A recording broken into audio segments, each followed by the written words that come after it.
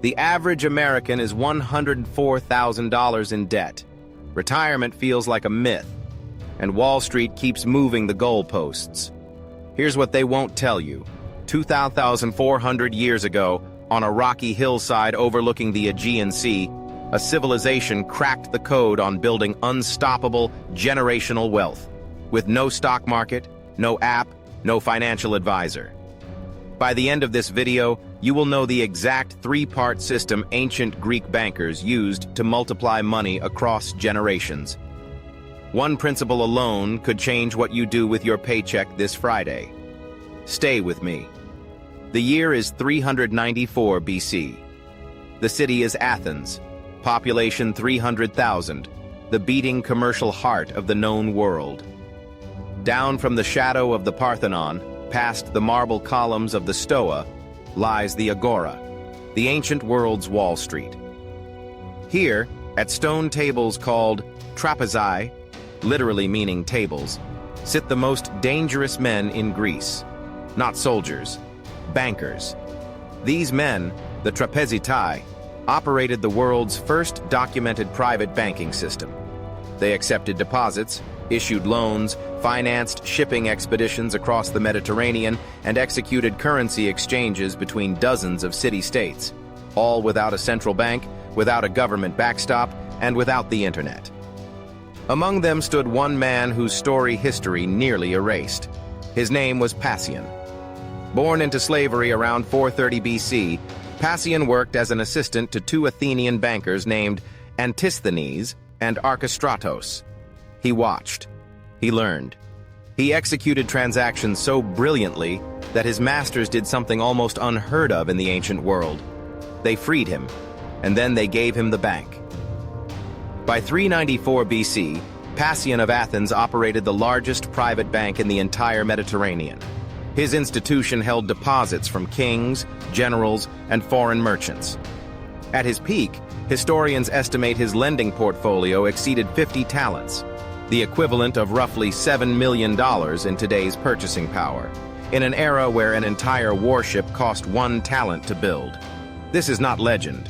His financial records survive in the speeches of the Athenian law courts. We have the numbers, and the numbers reveal a system. So what exactly did Pasion and the trapezitai know that we have forgotten? 3 core principles. Principles that Wall Street profits from while keeping them buried in academic language you were never taught in school. Principle 1. The bottomry loan. Risk-adjusted return before modern portfolio theory existed. The ancient Greeks invented what they called a nautikon danion, a maritime or bottomry loan. Here is how it worked. A merchant needed capital to load a ship with grain, wine, or olive oil and sail from Athens to the Black Sea. The banker funded the voyage, but only if the ship returned safely did the merchant repay the principal plus interest, which ran between 22% and 30% per voyage. If the ship sank, the banker absorbed the loss entirely. The higher the risk of the route, the higher the interest rate. Sound familiar? This is risk-adjusted return, the foundational principle of every hedge fund and venture capital firm operating today. The Greeks were pricing risk into capital allocation in 400 BC. Modern economists call this the risk premium. Pasion called it Tuesday. But here is what made Pasion exceptional. He never funded one voyage. He funded dozens simultaneously across multiple trade routes: grain to the north, copper to the east, timber to the west. He was running a diversified portfolio of high-yield assets. When one ship sank, 20 others returned. The aggregate return was staggering, and the catastrophic loss of any single venture became mathematically irrelevant. Pasion understood what index fund pioneer John Bogle would articulate 1,300 years later. Diversification is the only free lunch in finance. Principle 2. The float. Making idle money work continuously. Here is a number that should stop you cold. In 370 BC, Pasion's bank held approximately 50 talents in depositor funds. Of that, Only 6 talents were kept in physical reserve at any given time.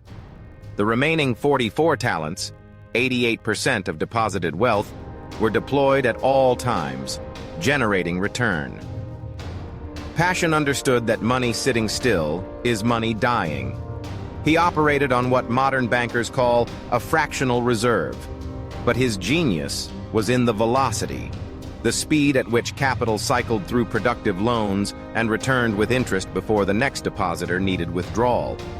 He tracked every talent, every obol, across dozens of active loans simultaneously, using a system of wax tablet ledgers that functioned as the ancient world's first balance sheet.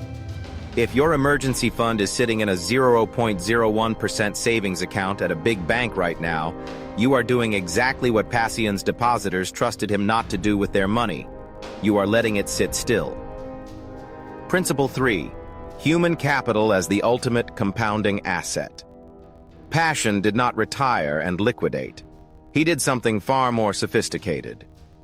When he retired around 371 BC, he leased his entire banking operation, the client relationships, the ledgers, the premises, the reputation, to a man named Phormion for a fixed annual payment of 2.4 talents per year. He converted an active business into a passive income stream, freeing his own time while the machine kept generating wealth without his daily labor. His estate then invested those annual payments into real estate, manufacturing, and further lending. He had, in modern terms, built a self-sustaining wealth engine that paid him to exist. Economists today call this separating your time from your income.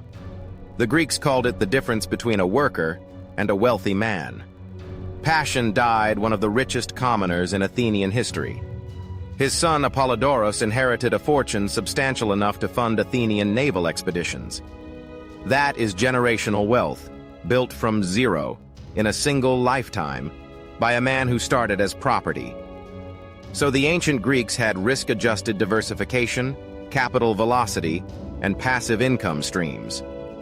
You have a smartphone, a brokerage account, and the entire financial infrastructure of the 21st century. How do you apply the Pasion playbook starting this week? Action step 1. Audit your float. Stop letting money sit dead. Open your bank app right now, not after this video, right now in your head, and ask yourself, what percentage of my liquid money is deployed versus dormant? If your checking account holds more than 1 month of expenses, the excess is dead capital. This week, move everything above your 1-month buffer into a high-yield savings account earning 4.5 to 5.0% APY. Current options like Marcus by Goldman Sachs, Marcus, Ally, or SoFi offer these rates as of 2024. Pasion never let 88% of his deposits collect dust. Neither should you. Action step 2. Build the bottom-ree portfolio. Own risk. Don't fear it. Pasion priced risk and diversified across it. Your modern equivalent is a low-cost, broad-market index fund. The S&P 500 is, mechanically, a diversified bottom-ree portfolio. 500 ships sailing different routes simultaneously. When one company sinks, 499 others keep moving. The data is overwhelming. Over any 20-year period in U.S. market history, the S&P 500 has never produced a negative return. If you have a 401k with an employer match and you are not contributing at minimum up to the full match, you are leaving free money on the table, the modern equivalent of refusing a guaranteed 100% return on a zero-risk voyage. This week, log into your 401k portal and confirm you are capturing every dollar of employer match. If you have maxed that, in 2024, the 401k limit is $23,000. Open a Roth IRA and invest in a single total market index fund. One fund, diversified across thousands of companies. Exactly what Pasion did across dozens of trade routes. Action step 3. Begin the Phormion conversion. Separate your time from your income. Pasion's greatest move was transforming active income into passive income. You do not need to own a bank. The modern lease equivalent is dividend-paying index funds, rental income, or building one monetized digital asset. A course, a newsletter, a rental property, even this channel you are watching right now. The principle is identical. Build a structure that generates return whether you show up or not. This week, identify one income stream in your life that currently requires 100% of your time to produce 100% of its output. That is your active income. Now ask, what is one step I can take to make 10% of that income passive? That question, asked every quarter, is the Formion strategy in modern English. Action step 4. Track it like a trapezites. Pasion maintained obsessive ledger discipline across dozens of simultaneous positions. In 2024, you have zero excuse not to do the same. This week, set up a free account on Personal Capital or Copilot and link every financial account you own: checking, savings, 401k, IRA, brokerage. See your net worth as one single number updating in real time. What gets measured, gets managed. What gets ignored, disappears. The trapezitai knew where every obol was at every moment. You should know where every dollar is. Pasion of Athens started with nothing. No inheritance, no citizenship, no freedom, and built the most powerful private bank in the ancient Mediterranean using 3 principles that are still mechanically valid today: risk-adjusted diversification, capital velocity, passive income conversion. These are not theories. They are 2,400-year-old battle-tested systems that Wall Street packages, rebrands, and sells back to you at a premium. Now I want to hear from you. Drop a comment right now. Which ancient civilization do you want us to excavate next? The Babylonians had a debt forgiveness system that economists are calling radical even today.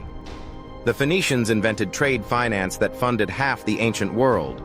The Romans built infrastructure investment models that generated returns for 400 years. Tell us which one unlocks next. If this video delivered value, hit subscribe. We publish every week, and every single episode is a blueprint, not just a history lesson. Hit the notification bell so you never miss a drop. Share this with one person whose retirement account needs it. We'll see you in the next excavation.